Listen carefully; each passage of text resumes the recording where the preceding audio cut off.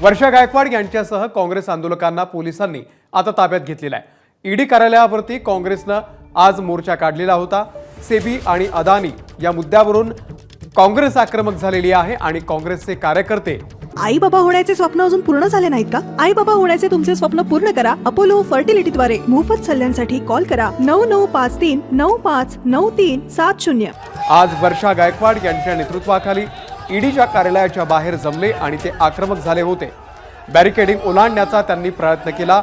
यांना पोलिसांनी आता ताब्यात घेतलेला आहे। राजू सोनावणे या संदर्भातले अपडेट देतील। राजू, अमोल, पाहतोय आपण अदानी प्रकरणी जे आहे ते काँग्रेस आक्रमक झालेली आहे। काँग्रेसची आज देशभरामध्ये जे आहे ते आंदोलन होताना पाहायला मिळतात।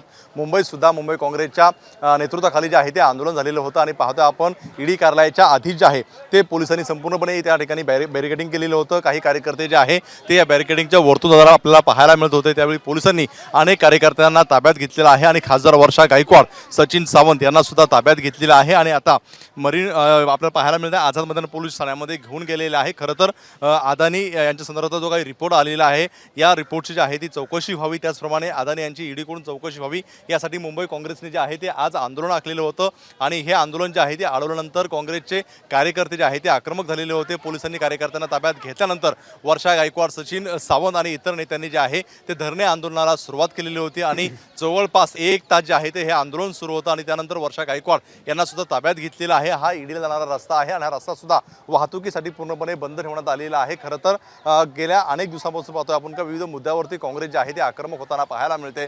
आज जे आहे ते ईडीच्या मुद्द्यावरून काँग्रेस आक्रमक झालेली होती। काल सुद्धा आपण पाहतोय की बदलापूर प्रकरणावरून आक्रमक झालेली होती। त्यामुळे कुठेतरी काँग्रेसच्या कार्यकर्त्यांमध्ये एक वेगळा जोश आपल्याला पाहायला मिळतोय। एक आंदोलन जे आहे ते एक मोठी ताकद जी आहे ती काँग्रेस उभी करताना पाहायला मिळते। त्यामुळे आता ह्या सगळ्या कार्यकर्त्यांना आणि वर्षा गायकवाड यांना ताब्यात घेतलेलं आहे। त्यामुळे आता काँग्रेस आणखी आक्रमक होणार की आणखी काय पावलं उचलणार हे सुद्धा पाहणं महत्त्वाचं राहील। अमोल, निश्चित धन्यवाद राजू दिलेल्या या संपूर्ण माहितीबद्दल।